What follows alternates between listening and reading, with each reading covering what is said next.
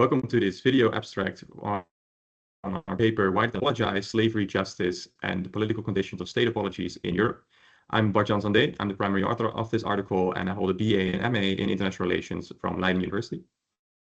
My name is Salvador Santino Regilme, and I'm an associate professor and program chair of international relations at the Institute for History at Leiden University. Across the world, debates about the historical justice are growing louder, from colonial monuments to reparations for slavery. In parallel, scholars have observed somewhat of a wave of state-level apologies. However, apology for slavery never materialized from colonial powers. Only in December 2022, the Netherlands became the first European country to issue a formal sovereign apology for transatlantic slavery.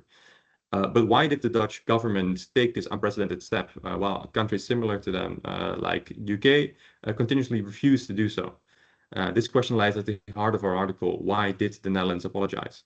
Our study argues that the Dutch apology is not just a product of the moral reflection or international pressure, it's very much a domestic political conditions. And I will explain now our theory and methods that support the article. The article advances on what we call as the apology activation model, or AAM, which specifies three interlocking conditions that activate sovereign state apologies. The first one is that institutional openness means more than a descriptive multi-party label.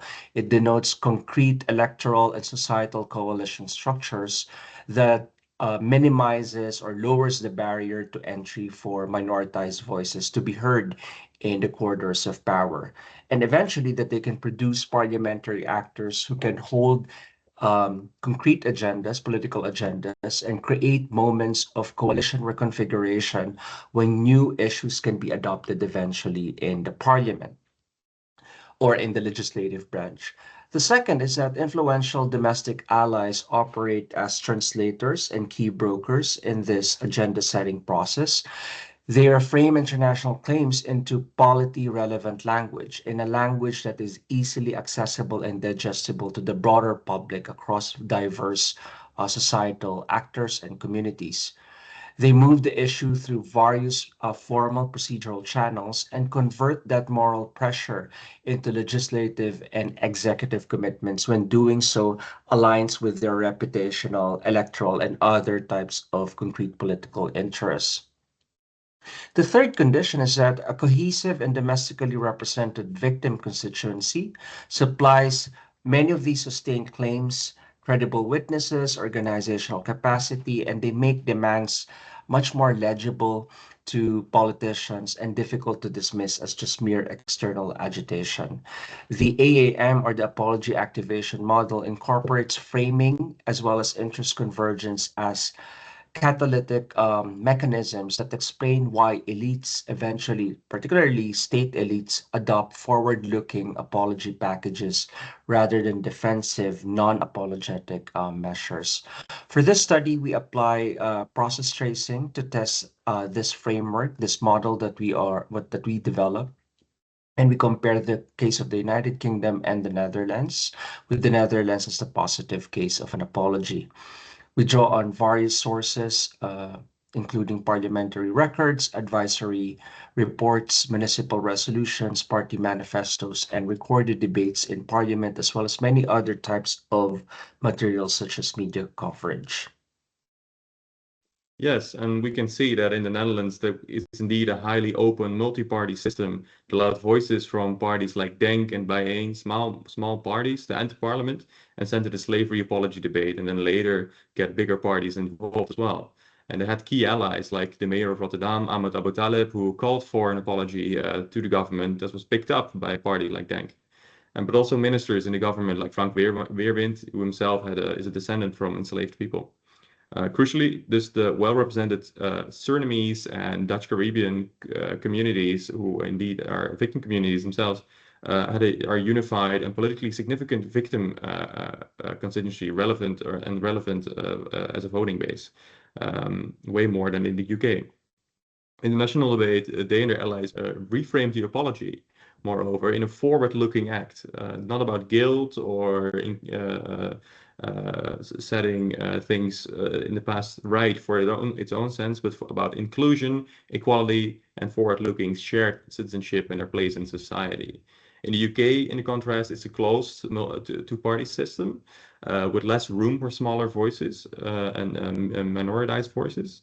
However, the model goes beyond that political structure it's in itself, because we can see that while there is a growth in support for an apology in the UK, over 50% as of recent polls, there's still a refusal from the government to acknowledge that and actually go to an apology. That's also because the call is fragmented between the domestic groups and also international pressures, and they don't have a unified, well-framed call for apology. They combine maximalist demands for extensive monetary reparations, uttered often by sovereign states, with the domestic memory of UK being the first that abolished slavery, which is very hard to challenge. Therefore, the international pressure and moral arguments haven't translated into political action and provided that external advocacy, proving that external advocacy is not in itself enough. The Netherlands, on the other hand, well, in the Netherlands, the apology succeeded because advocates were able to localize the global norms into domestic narratives that resonated with Dutch values, including past injustices to past injustice, linking past injustice to the nation's ideals of democracy and equality that really resonated with the political elite. And the closed chapter in the UK, on the contrast, prevented that. For them, it's something in the past. You can see that in government thinking right now, they focus on the UK as being an equal state, but don't want to look at the effects in the past and how they have an effect on the present. And we build on previous work by Acharya and Regilme to show how that localization of the moral claims and the political opportunity was really key in the Dutch case. In the Netherlands, apology was not the end of a reckoning, but the first step towards repairing a legacies of slavery. And as global movements for reparations grow, the Dutch experience offers a model. Real progress begins when the voices of the past find a place in the politics of the present. To close, our article carries three interlocking contributions to IR. The first is that it reframes apologies as strategic political outcomes and not as inevitable products of norm diffusion. So therefore, it motivates us as IR scholars to integrate domestic institutional conditions and institutional design, as well as elite incentives into account when it comes to international norm uptake. The second is that we developed this apology activation model that clarifies the conditions on how different mechanisms could lead eventually to an apology, and it offers several observable implications that can be applied across other European and non-European cases in order for us to evaluate when reparative politics can achieve state-level commitments.